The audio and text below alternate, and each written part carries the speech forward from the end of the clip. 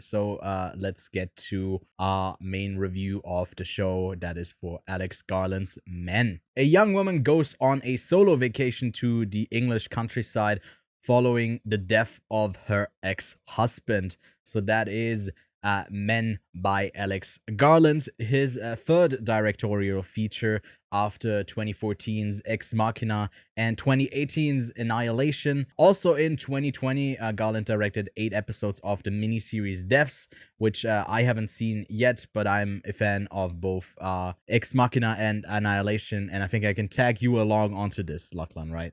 Yes. Yes.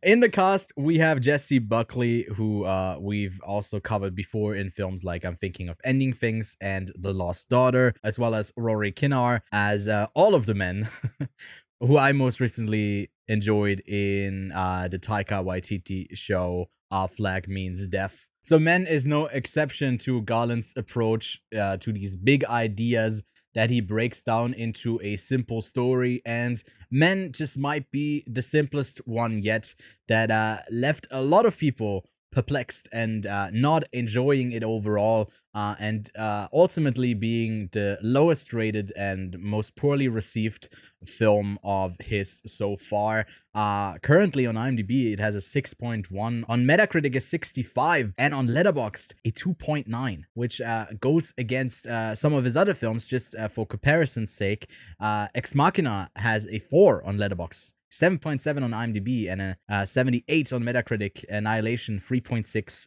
Letterboxd, IMDb 6.8, and Metacritic is 79. So quite a bit of a step down, at least initially. What people could think when they just see the ratings. We'll get into our thoughts, but I can take away I enjoyed the film. I don't know about you yet, Lachlan. I haven't asked you yet. But in order to, I think, discuss this film fully, there's no point in discussing any of these films' themes without actually getting into them and referencing specific scenes. So the rest of our review will be a spoiler one. So you have been warned, and we'll get into our spoiler thoughts for Men. So we'll start this off as we always do with our spoiler thoughts and get the stuff out of the way that's on our minds the most, presently. So Lachlan, what are your overall thoughts of the film? It's obviously one of his biggest departures because from his 3 larger projects prior to this, both being Ex Machina, Annihilation, and Devs, which, as reference, I also have not seen Devs, but funnily enough, just saw it on one of my streaming services and actually added Mhm. it to my watch list. So that Yeah, is same for me. hopefully coming up the pipeline so I can watch it. Mhm. I believe all 3 of those is mostly sci-fi. This is a Yeah. massive departure from themes and subjects that he has dealt with in the past. It's not fully a departure because both Ex Machina and Annihilation do have some horror aspects. More in Annihilation, would you Mhm. agree that Annihilation Yeah, definitely has a bit more of the horror going to it, definitely. where Yeah. Ex Machina and both Annihilation and Men now all have this larger than the film subject that it's trying to cover. So everything from, AI singularity and then, whatever the fuck Annihilation was about and whatever the fuck Men is about. Like that each Yeah. one of these films is not just talking about one thing. And the great Mhm. thing about, I would say, both Men and Annihilation, I wouldn't say this about Ex Machina, but both Men and Annihilation, you are going to come away with a different idea of what this film was about to the person you Yeah. maybe saw it with or anyone else who's Mhm. seen it. And it's definitely a very subjective film. It's all based on your past experiences and your life, really. Because again, I feel like at a you know general level, Men is clearly about men. Uh, What?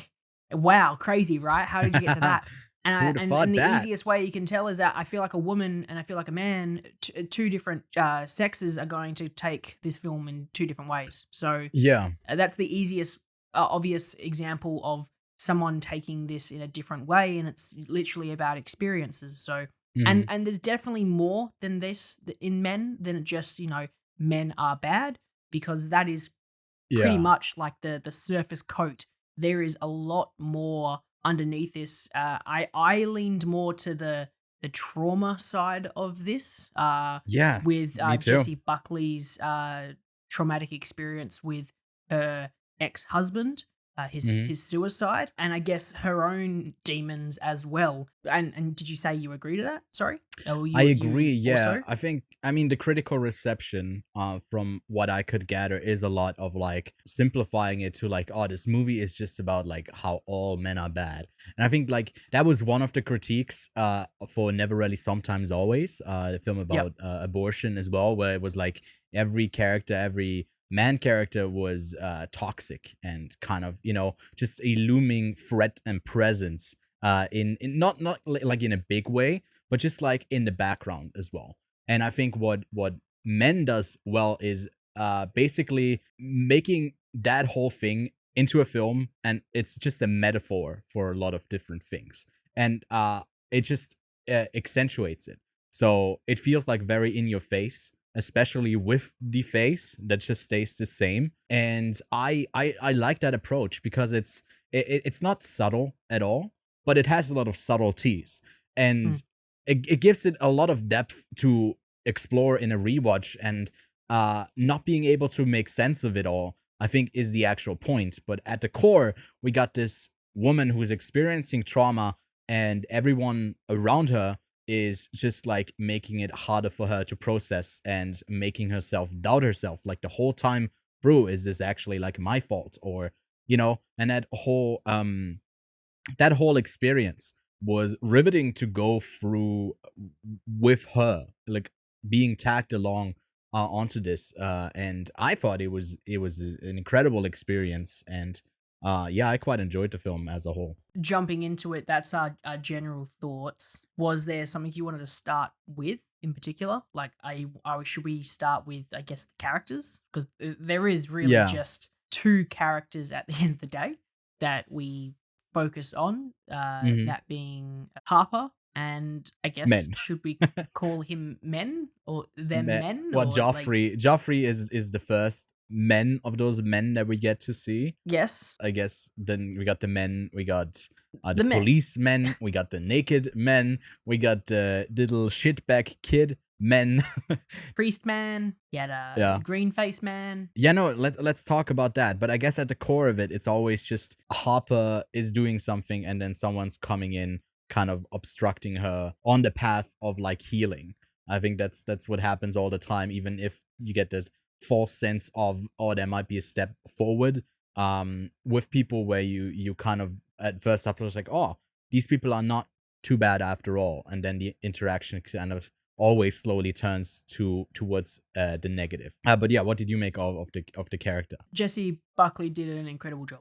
She's amazing. Yeah. Hands down, she's an incredible actress, and Hmm. really, there's nothing that I haven't seen her in and been like, "Wow, fuck yeah, she's awesome. She's Hmm. terrible." Or whatever. Like, I always say that she's awesome. This was an interesting performance because for me, I'm still because as reference, I only watched the film 4 hours ago. It's fresh on my mind, and I'm still trying to figure out whether the events of the film actually took place in real life, Yes.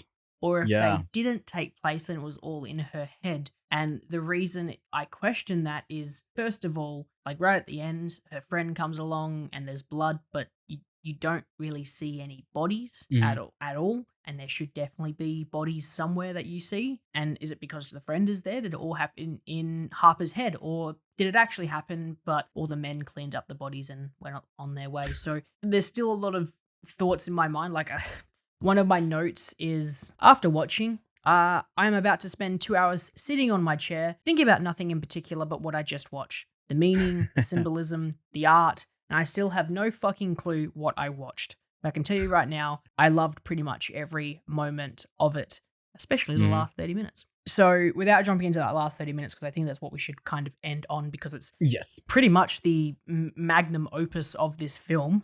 Much Hmm. like most of Garland's films, he can end with a bang, but Bang. that bang Yeah. can be drawn out for 30 minutes and you're Hmm. still you cannot take your eyes off the screen. Like, and Yeah. I think where we should go with this is Garland himself. Hmm.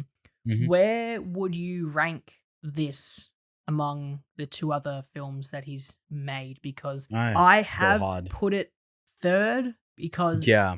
I fell in love with Ex Machina when I first saw it, and Mhm. I've never been able to take it out of my head. Like someone asked me like what's one of my favorite sci-fi films, I will say Ex Mhm. Machina. And Yeah. Annihilation, I'm not gonna lie, took me a while to come around, but after a Me couple too. rewatchings, I fucking love it. Not as much Yeah. as Ex Machina because it took me a bit of a go. I Yeah. do think Mm. that Men, as I said, is a bit of a departure, so he's probably not as comfortable with it, but he definitely nails the scene to scene moments Mhm. extremely well. Do I think it's fully fleshed out and a very comfortable film to watch? Well, obviously it's not very comfortable to watch for people. I feel like every if you I'm not Shouldn't going to tell my be. mother to watch this because she'll be very uncomfortable. Yeah. Uh but like do I think that this film is as well crafted as his other films? I feel like everything else like moment to moment works, but I will say there are parts of this film that I like more than a moment in Ex Machina. Like there are parts that I like more about Yeah. Annihilation than this film, but I can't say that like all three films are very close to each other, but there are Mhm. moments in each film that I'm going to rank above the other. I want to say that the cinematography in this film is insane. The thing is, what you just said with like Ex Machina being the one that you like the most, coming around on Annihilation on the rewatch, and then this being ranked third, but having really good individual moments as a whole, but the story you couldn't really grasp so far. Maybe all men are the same because that's literally my thoughts as well. It's Yeah. basically what I think about it as well. Like I think the ending to Annihilation is amazing, but it leaves you perplexed on the first watch, and you need to maybe I watched some videos on it, like some video essay stuff, and I read a bunch of stuff on it, and then it just kind of came together more and more. I think for men, that's not going to happen because it has that like very literal approach, which we'll get to in the ending.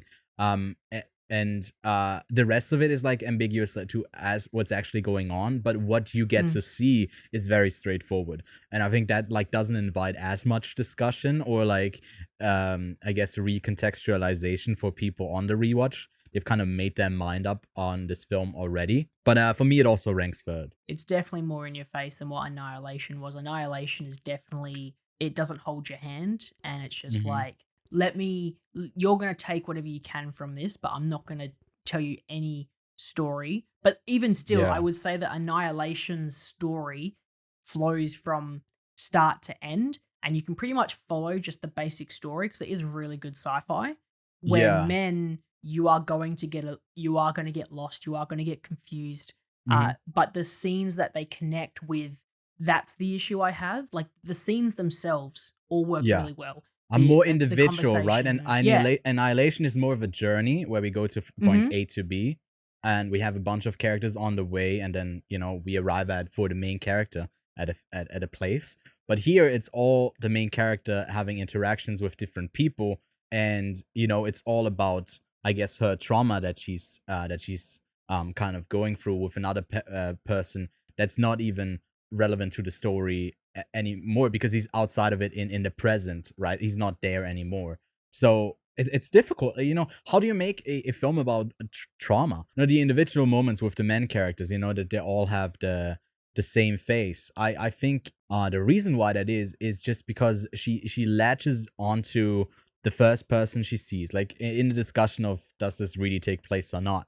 But like in this reality that she establishes for herself, the first person she latches onto is a man, and her trauma that she's going through is kind of representative of maybe some male shortcomings. And because she's so focused on her own thing, everyone that she sees is kind of just the same person. But I don't know, you could read that totally differently. That's just how I read it, that yeah, she's kind of overwhelmed in a way. As I said, like after the film finished, I just went straight on the internet and tried to find Yeah. every single thing that you could possibly get from it. One of the ones that I read and I found it quite interesting was that her ex-husband is like each individual man is a representation of a feature of him.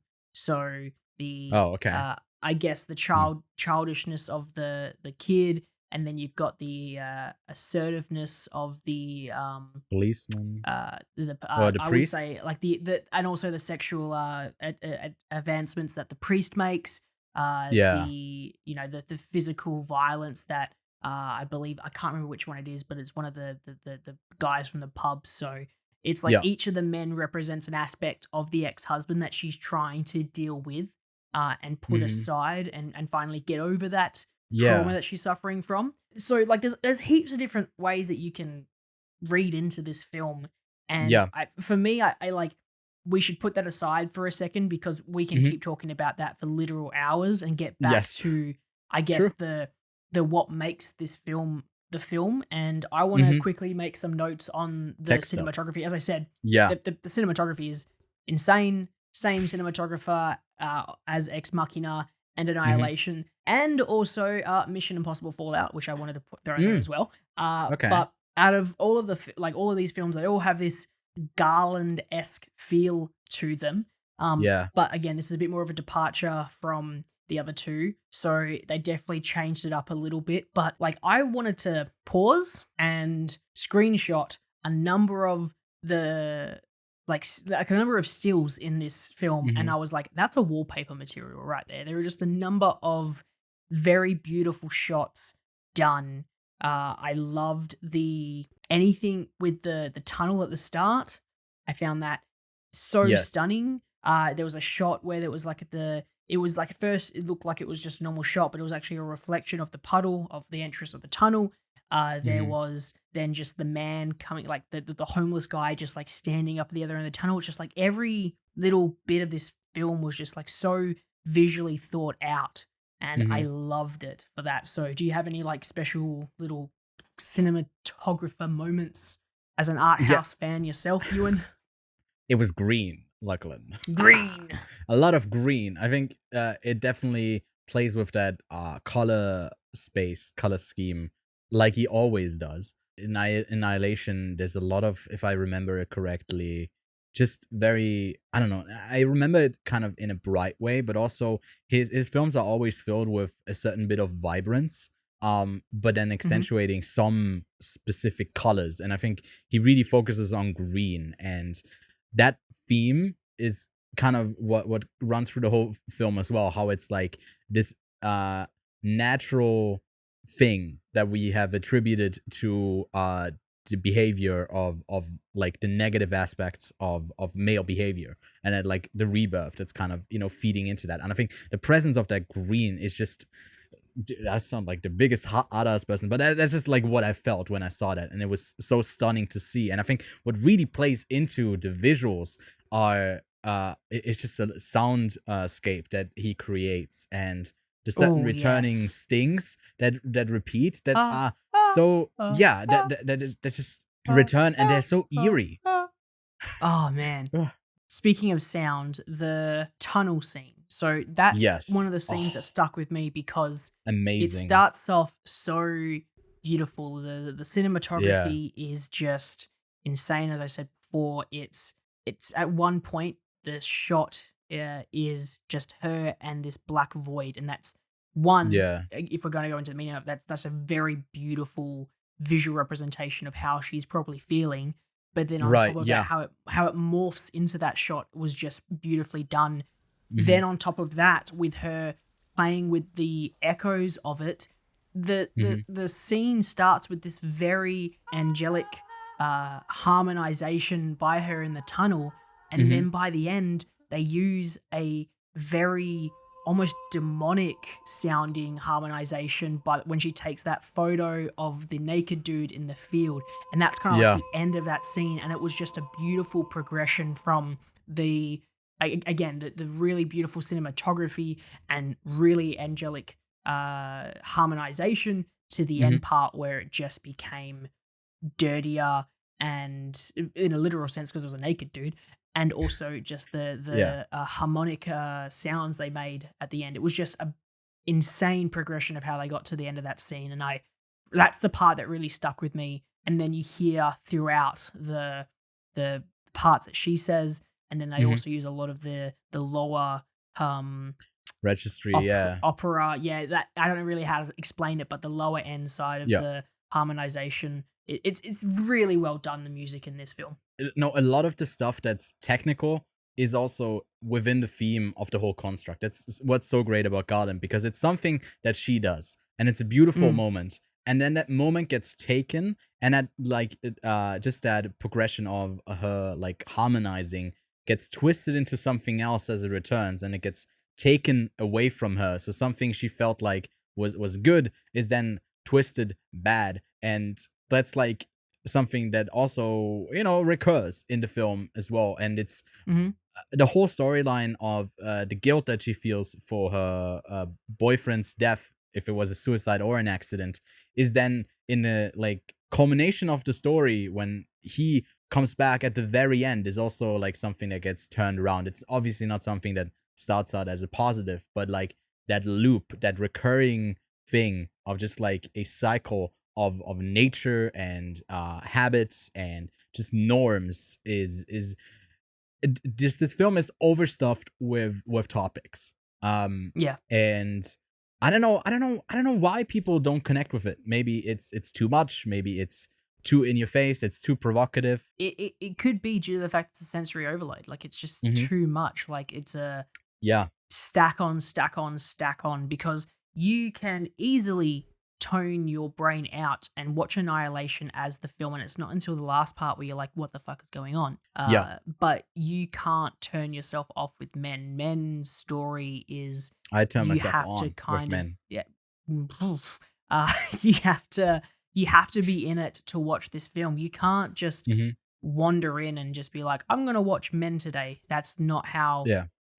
that's not how this film works. It's a, "Oh, wow, okay. This is something that I'm going to have to be thinking about for the next couple hours after watching it," Mhm. because it's an Alex Garland film because you can watch it on the one level of trauma, but I think that's why people aren't liking it because there isn't that popcorn eating film in this Yeah. movie. It's all pretty much something that he wants to tell. It's a story he wants Yeah. to tell, and he's going to be like, "You're either in it or you're not with it." I think I want to touch on the last bit then, the last act of the film, because I think that's kind of what we're leading to and leaving out of our conversation. All So right. I'll let you take it away because I think you already have strong feelings towards it. It's the same thing that happened with Annihilation. The ending, like you're watching the end of Annihilation, you're going, What am I watching here? What are we doing?" And there was a Yeah. part of me that kind of felt like that was coming because the same thing happened in both Ex Machina and Annihilation. That the ending Yeah. was just a quick right turn into something a bit different. And that's Mm, definitely what happens with Men. Men becomes this well, the men becomes another man and another man and another man and another and man. yeah. And if you didn't get the understanding of a rebirth, well, here you go, it's right in your face. And this is where it Hmm. could be like coming in because I feel like this is the part that people kind of got disturbed about because it's very in your face, it's very grotesque, and and I guess the easiest example I can give to a film that was also negatively looked on with very similar aspects is Mother, and I saw that link with a number of Aronofsky. people where Aronofsky's Mother, where there's Yeah. a number of biblical references, and Mother is basically just a massive Bible reference. But Hmm. there's a lot of biblical references within Men, and there's a lot of very hard to watch stuff in that Aronofsky film, and that Yeah. last part is not for the faint of heart. Like if you get uncomfortable easily, I should say, you're not going to enjoy the last part of Men because it is Yeah. very in your face. There are a lot of close-ups, and it's also one of the most beautiful parts of the film. Yeah, and I think it's the part where the trauma side of it is not really in the forefront. And the Exactly. biggest critique would be just like, well, man after man after man is all born from the same spawn and they're all kind of the same. So it's like the argument of all men are bad, if you want to make that conclusion from the point of the film, then I guess that scene is the easiest thing to point to. And if you didn't like the scene because it made you uncomfortable or it's like disgusting to watch, then I guess it could like You're have not that reading the extreme film reaction. correctly. Well, If if you actually, if you you're having if a wrong someone experience. Yeah, if I don't someone know. just goes, "I That's don't fair like if you this don't film like because it. I didn't get that last part," well, you obviously weren't Yeah. watching the film. You don't have to analyze it, you just have to be watching it, and it's gonna throw a lot of subtle stuff at you, and you're going to catch and latch onto that. If you Yeah. saw the trauma, you saw the green, which is naturally going to get, life and living and all of that. Yeah. You saw and then eventually you just see this. It's a very literal example of rebirth. You've got this green man figure, which is a very, very much like a folklore where it's a Hmm. symbol of rebirth. And a great example of that is another A24 film that I fucking loved last year, The Green Knight, which has the Yeah. Green Man in it, or the Hmm. Green Knight in it, which is an example of rebirth and a cycle and everything like that.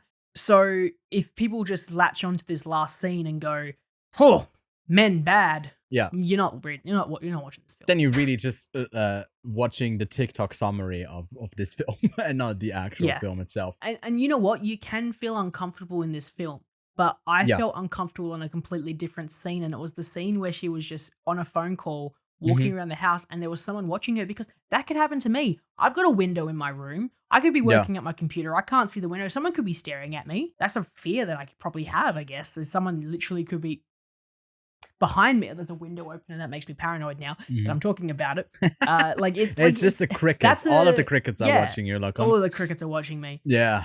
Garland has done this thing with this film where he has gone, all right, what's terrifying? Hmm. Trauma, for one. That's terrifying for any human being who's gone through any kind of low to high level of trauma. It can be the death of a partner, death of a family member.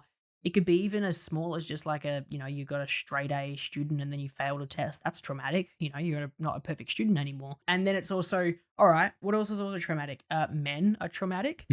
Watching someone be born and born and born again is traumatic. Yeah. Being Not knowing that someone is behind you is traumatic. Seeing Hmm. someone get out of the dark, out of nowhere after you've harmonized in a tunnel for like 5 minutes is traumatic and it's scary. Like he's gotten all these. And when I say traumatic, I really meant to say scary. It's like he's Yeah. gotten all these really cool ideas and he's got this really cool story he wants to tell and he's just layered it and layered it and layered it and layered it, and I feel that at some point it just became too much. It's too big of a burger. That's maybe why people aren't liking it as much of his other films.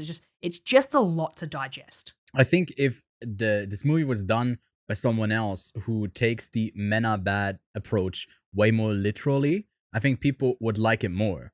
Because I think it adds a layer Yeah, here no, where it's definitely. not about that at all. It's about the trauma. At the end of the day, it's just about the trauma. Because you can't make a film about a subject with the focus on making a statement. You have to have a character that's going through something You can and open the door. Oh god, that was the most terrifying thing oh after we my talked god. about Oh, someone standing pizza's behind you and the gonna. door opens. Fuck, that scared me. So, when a man is behind you, he's probably naked and wants to kill you. If it's a woman, she's bringing you pizza. Thanks, Mum. Yeah, that's the conclusion we Oh can make. god, that was terrifying. My heart sank because the door handle went like this and it went back up, and I was like, Oh. "What the fuck is Did you that?" did you And I plan was this bit? "No, Oh. I didn't plan this bit." I lost my train of thought right there. We got a bit distracted.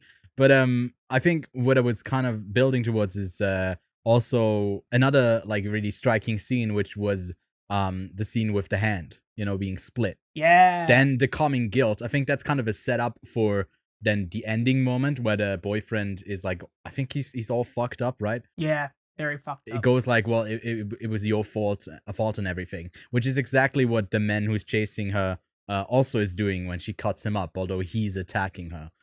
So I think it's kind of a setup for her to go through that like smaller, which goes to the point that she's actually like doing this all in her head, trying to get over it, and she's taking a baby step to deal with it.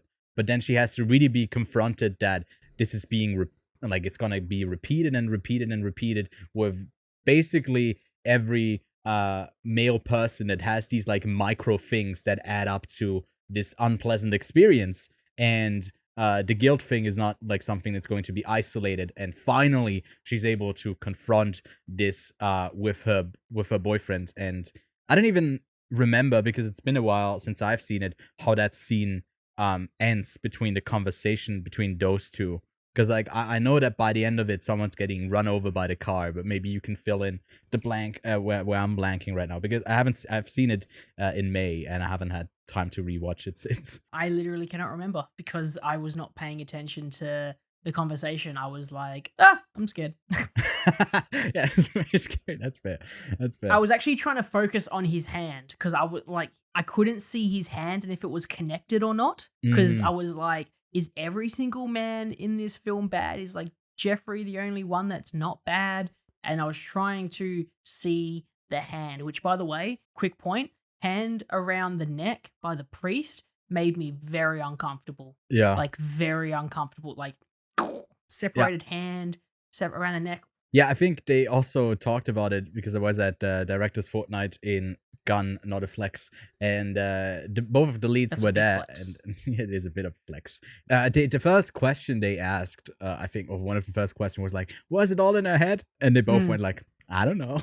I don't know. The other thing that they were talking about is that like Rory on set, Rory Kinnear on set was like naked for the first few days they were doing it, and it was hard for him to make any friends because he was literally just like wrapped in a blanket naked the whole Yeah. time. Very unpleasant experience, and it apparently was like super super cold when they filmed all of this. So props to Yeah. him, especially. I think we haven't talked about performances yet from him. We've only talked about Mm. her and that she's just amazing. I think there's not much to add to it than she's amazing, but also him.